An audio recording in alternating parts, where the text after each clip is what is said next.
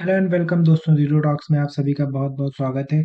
आज हम यहाँ पर कुछ चर्चा करेंगे कौन से स्टॉक्स में बाइंग अपॉर्चुनिटी बन रही है और कौन से स्टॉक्स को हमें ध्यान में रखना है। तो ये देखिए, पहला स्टॉक जो हम डिस्कस करेंगे वो है एंजल वन। और एंजल वन में मैं आपको बताना चाहूंगा कि देखिए, कहीं ना कहीं यहाँ पर अभी तक जो हम देखते आ रहे थे कि भाई ये एक हमारा डाउन ट्रेंड था ऐसे, और यहाँ पे हमें रिवर्सल मिलता है। रिवर्सल मिलने के बाद स्टॉक हमारा देखिए अप ट्रेंड में चला गया। ठीक है, हायर हाइज और लोअर लोज लग रहे हैं। लेकिन यहाँ पर क्या होता है कि यहाँ पर देखिए, ऊपर जाने के बाद हमें मिलता है एक ब्रेकआउट, एक सॉरी ब्रेकडाउन मिलता है। और इस ब्रेकडाउन के बाद अब देखिए, यहाँ पे जब ब्रेकडाउन मिल गया है तो ब्रेकडाउन के बाद अब फर्दर नीचे गिरावट है। कहाँ तक गिरावट की संभावना है? तो देखिए, जो अगली संभावना हम लोग देखेंगे कहाँ तक आ सकता है, तो वो इसका प्रीवियस रेजिस्टेंस लेवल होगा। यहाँ तक स्टॉक आ सकता है 2122 तक के लेवल पे, हम इसको आते हुए देख सकते हैं, क्योंकि यहाँ पर इस ट्रेंड लाइन का ब्रेकडाउन मिल गया है। ठीक है, तो इस चीज को भी ध्यान में रखना है। जिन लोगों के पास एक भी शेयर नहीं है वो यहाँ पर ध्यान दे सकते हैं, और जिन लोगों के पास ऑलरेडी है, अगर वो एवरेज करना चाहें तो वो भी एनालिसिस करके एवरेज कर सकते हैं। उसके बाद जो हमारा अगला शेयर है वो है केन्स टेक्नोलॉजी। और ये देखिए, काफी समय से ये गिर नहीं रहा था। अब इसने एक गिरावट दी है, और ये देखिए, ये इसका ट्रेंड का चार्ट है। ठीक है, तो यहाँ पर अगर हम बात करें तो ये देखिए, ये जो हमारा ये शेयर है, ये इस पैटर्न पे चल रहा था। ये देखिए, जैसे जैसे जैसे यहाँ पर जाता था, फिर नीचे आ जाता था, फिर यहाँ पर जाता था, फिर नीचे जा रहा था। उसके बाद इसने ये देता है एक ब्रेकआउट, और ब्रेकआउट देने के बाद वापस से इसको रिटेस्ट करने के लिए आ गया। ये देखिए, ब्रेकआउट देने के बाद वापस से इसको रिटेस्ट करने के लिए आ गया है। तो कहीं ना कहीं ये अपने पहले सपोर्ट पर है, और ऊपर से अगर मैं बात करूं तो ऊपर से तकरीबन तकरीबन 16-15% के डिस्काउंट के साथ मौजूद है। तो जिन लोगों के पास एक भी शेयर नहीं है और जिनको इस शेयर में इन्वेस्ट करना था, वो अब यहाँ पर ध्यान दे सकते हैं, क्योंकि इस शेयर ने अभी तक इतनी बड़ी गिरावट दी नहीं थी। ठीक है, बीच में ये जो पीरियड था यहाँ पर थोड़ी सी गिरावट दी थी, लेकिन यहाँ पर भी उतनी गिरावट नहीं मिल पाई थी 15-16% की। अगर हम इसके हाई से देखेंगे तो लगभग 20% की गिरावट यहाँ पर दी थी। उसके बाद शेयर ने कोई मौके ही नहीं दिए हमें। ठीक है, तो यहाँ पर उनके लिए भी एक मौका हो सकता है। उसके बाद जो मैं अगली कंपनी है वो है मदरसन्स, जिसको मैं बोल रहा था। तो यहाँ पर भी कहीं ना कहीं देखिए, अपने सपोर्ट की तरफ बढ़ती चली आ रही कंपनी, तो यहाँ पर भी एक ध्यान दिया जा सकता है। ठीक है, यहाँ पर भी एक ध्यान दिया जा सकता है। और कंपनी कहीं ना कहीं अपने सपोर्ट की तरफ बढ़ रही है, जैसा कि मैंने आपको पहले बताया 140 इसका सपोर्ट है, और कहीं 140 के आसपास हम इसको देख सकते हैं। उसी के आसपास ये सपोर्ट लेते हुए आपको दिखाई देगा।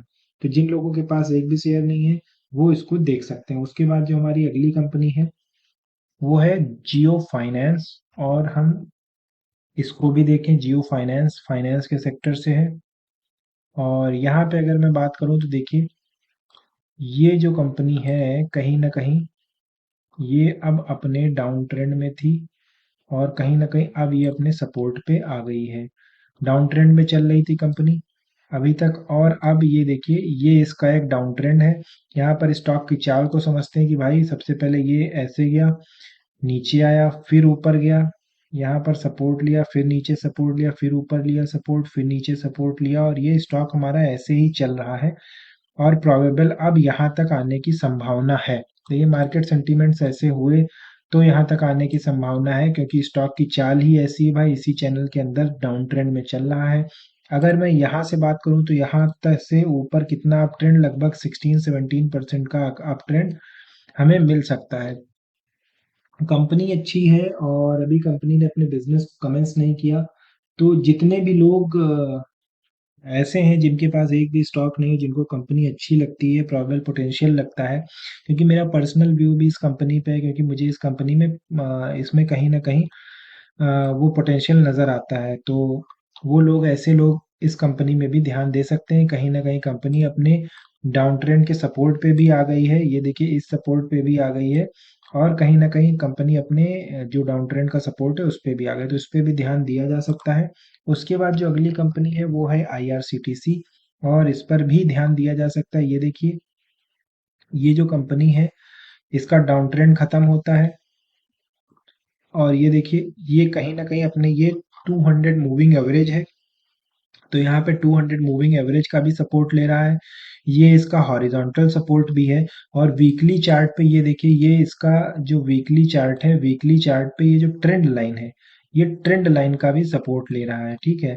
तो यहाँ पे एक बहुत स्ट्रॉन्ग सपोर्ट बनते हुए देखा जा सकता है। तो अगर मैं इस पॉइंट को जूम करूँ, तो यहाँ पर एक बहुत स्ट्रॉन्ग सपोर्ट बनते देखा जा सकता है, जहाँ पर 200 मूविंग एवरेज है, जहाँ पर ट्रेंड लाइन है, जहाँ पर हॉरिजॉन्टल सपोर्ट भी है। तो तीनों चीज का सपोर्ट यहाँ पे देखा जा सकता है, तो इसको हम एक बहुत स्ट्रॉन्ग सपोर्ट मान सकते हैं।